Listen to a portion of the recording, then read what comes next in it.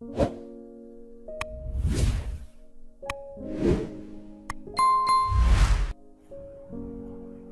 ناس كده بنقول عليهم بيطلعوا قوي وبينزلوا على مفيش.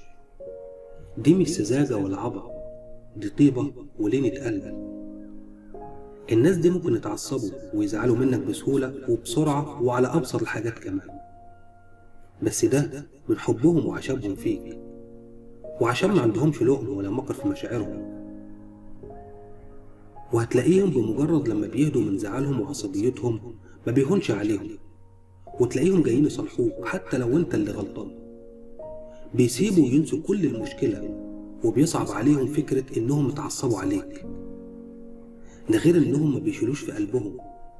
يعني ممكن تكون الدنيا ولعة وتحس انهم هياخدوا موقف منك ومش هتتكلموا تاني، وتتفاجئ تاني يوم انهم بيكلموك عادي ولا كأن حاجة حصلت.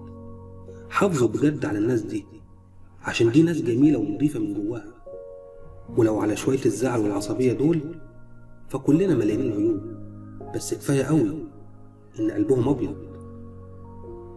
دمتم بخير.